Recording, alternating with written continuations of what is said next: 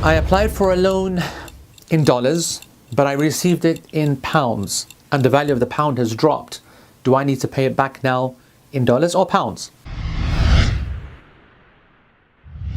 This is a situation that many people are facing, and let me now go into more detail of the actual question. The question actually says that I went to the local bank and applied for it in US dollars and I received it in pounds. What should I give it back to them now as, because I want to give it back in dollars, but if I give it back in pounds I'm going to have to pay a lot more because the pound has become weaker. We've actually seen that happening in Brexit, and this is happening with other international currencies all the time. And so I need to say a number of things here. First of all, if you took it with a bank, the bank are not going to give you the option of fluffing around, so I don't know how that makes sense. But let's just assume that it's a person.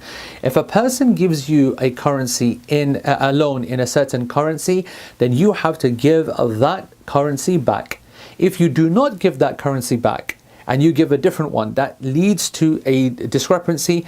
You're going to create problems. You are risking falling into riba, and that's why it's a condition that when it comes to money exchange, that it's given hand to hand immediately if possible, and if on a delay, then it's got to be the exact same quantity. When you are giving a different currency back, unless the other person has allowed for that to happen, then that's the only time it's going to be acceptable. Most of the time that's not going to be what people want. If I give you, for example, $1,000 and you're in the UK and that $1,000 works out to be 800 pounds, okay? So you now receive 800 pounds and you're thinking, right, I need to give 800 pounds back. But the person says, no, I don't want 800 pounds back. You've received it as 800 pounds. I want $1,000 back. And after a year, it's actually costing you 950 pounds to make up that same $1,000. That other person is still going to want then the equivalent of the money that they gave you. They don't want 800 pounds back, because 800 pounds will be equivalent to $900 or whatever it is. No, they want their $1,000 back. And that is the condition of a loan. When you give a loan, a qard, when you are in this scenario, then you have to give back exactly what you received. Now, unless the other person waives it. And if the other person waives it, it means they're taking the hit and they're taking the loss. And if they're happy to do that, then, bully to them.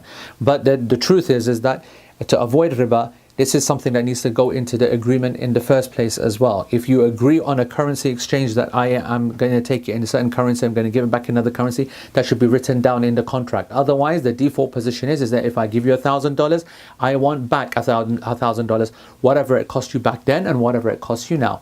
Allah knows best.